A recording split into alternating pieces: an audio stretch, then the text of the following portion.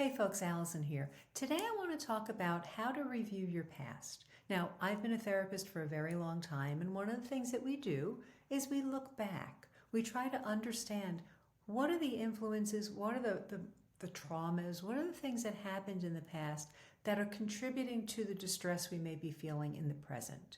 All right, where did this all come from? But not we can't just leave it there, and I think that can be a problem. That's always been one of my problems with psychoanalysis, that we're kind of looking at it but not really doing anything about it. All right, we need to really look at our past from different perspectives, right, to understand how we got to where we're at, to have empathy for the person we were when those hurts occurred.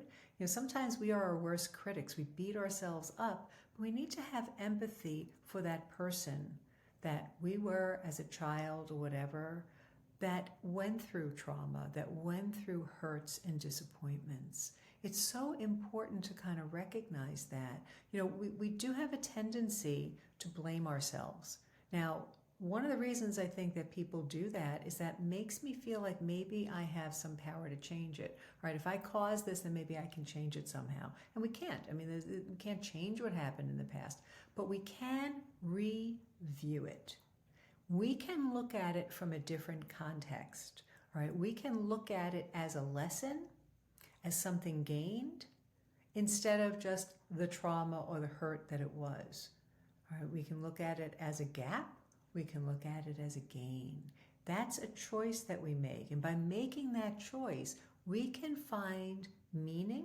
We can find strengths that we've gotten out of those things that happened. Sometimes when people come from really severely dysfunctional families, there are strengths you need to survive in those situations. You need to become very observant. You need to become very adaptive.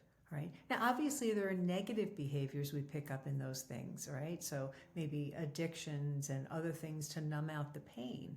And that's, again, the purpose of therapy, is to kind of find better ways to cope with it that are more constructive and more productive for us. Because numbing the pain, we can understand it. I mean, sometimes you can say, okay, I totally understand why somebody would be drinking or doing drugs based on what they've been through. But if we review it and we look at it as a gain, as a lesson that we learned something, that's something that helped us to grow in empathy for other people, helped us to really become who we are, it has a different impact. I've become a big fan of Dr. Benjamin Hardy. He's written some great books. I've talked about them before: The Gap and the Gain, Who Not How, co-authored with Dan Sullivan, who's an amazing life coach for 50 years. But he says something that your present defines your past and your future determines your present. So I'd like you to think about that. Your present defines your past. So if we look back at our past and say, okay, I am choosing to reframe this. I am choosing to look at this as something I gained, as strengths that I got out of a situation, as something I simply survived, that I was strong enough to survive a situation like that. And our future determines our present. Who do you want to be? All right, just think about how often people lose weight before their wedding. Why? There's a goal. All right, I want to see myself in that wedding dress looking a certain way. So having that vision helps us to do things in the present that impact our future, right? So our future has a big impact on our present if we're aware of it, if we're planning for it, if we are having a bold vision for it.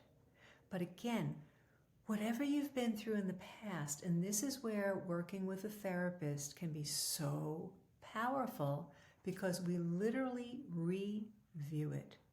We invite Jesus into those memories. We try to look at what were the good things that came out of them. We don't want to just review the past to say, oh my gosh, it was such a mess. Poor me, it was terrible. Might be. And part of it is the empathy and the understanding of the therapist that can really give you that sense of, hey, I understand. I can feel what you're feeling. But we don't want to leave it there. We want to extract the strengths and the good, and that's the power of working with a therapist. Do not let your past impact your present or destroy your future. If God allowed something in your life, He intends to bring a greater good from it. Now, we can look back and sometimes say, it was really unfair. The things that happened to you should never have happened. And no question about it, right? That there's God's ordaining will, the good that He wants, and then His permissive will, the evil He allows because of free will.